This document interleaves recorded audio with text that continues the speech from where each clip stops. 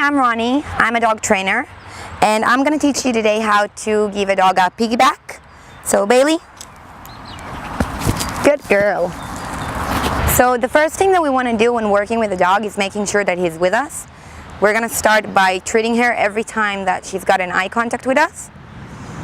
When we're talking about treats, it could be the dog's food or it could be hot dogs. I personally like using hot dogs because it's motivating the dog more.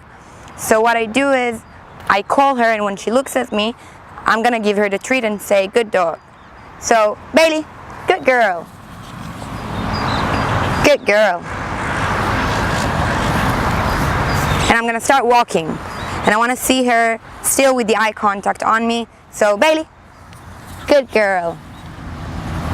Now, the reason I'm keeping on saying good girl whenever I'm doing a new trick or while working with my dog is that I want to give her a marker that what she's doing is right.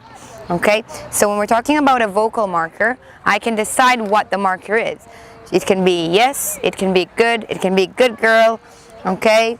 It can actually be any word that you decide, but it has to sound extremely happy, okay? And whenever the dog is doing something good, you have to use it. So when it comes to piggybacks, what we want to do is we want to put this trick and divide it into parts. The first part, making the dog feeling comfortable about our body. So we need to make sure that the dog can climb up our body, whether it's on our belly, whether it's on our back.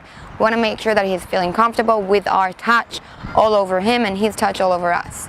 The next step is going to be to actually start making him jump to our body.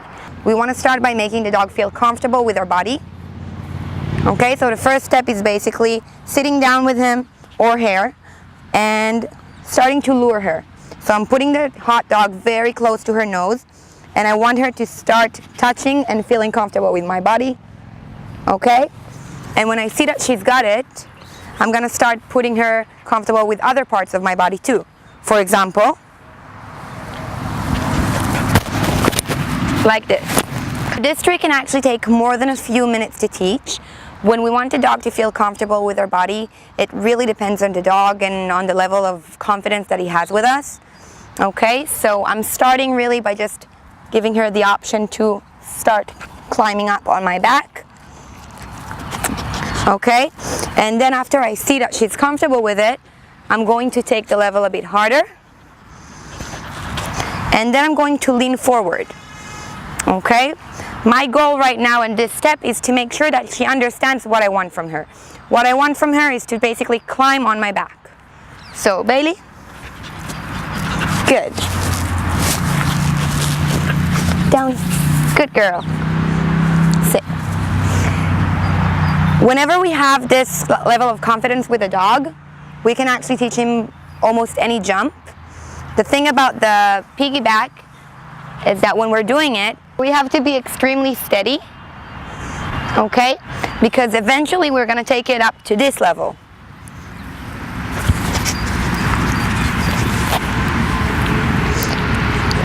Now, as you can see, she's not very steady on my back at this point, and what I want to do is make sure that she's not feeling bad about it.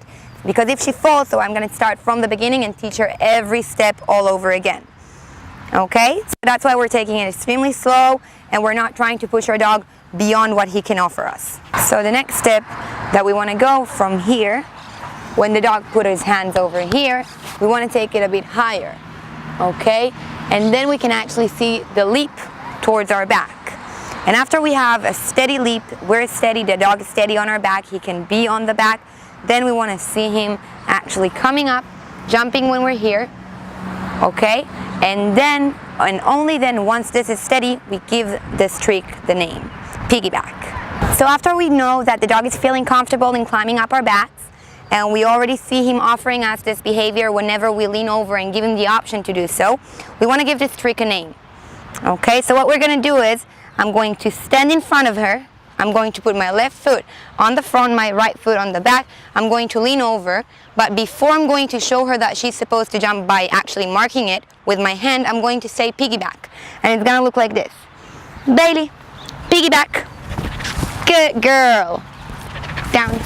If you're watching this video, so you're probably a dog owner. And as a dog owner, you're probably aware of the problem that most dogs seem to experience when it comes to fleas and ticks. Now, personally, I don't like using any chemical products upon my dog just as much as I don't like using it on myself. When it comes to chemical products, what happens is that it can actually leave your dog with bald spot and sore skin. And not only that, but your kids can actually play with your dog, and also your dog can't play with other dogs because it's extremely dangerous if they just bite on the chemical collar. When it comes to my dog, I only use Arava products. It's safer for your dog. It's all natural, based on natural oils and minerals from the Dead Sea. Your kid can play with your dog can play with other dogs. It's working wonderful for Bailey. It's working wonderful for the dogs that I train. So just go on Amazon, type Arava, and there you have it.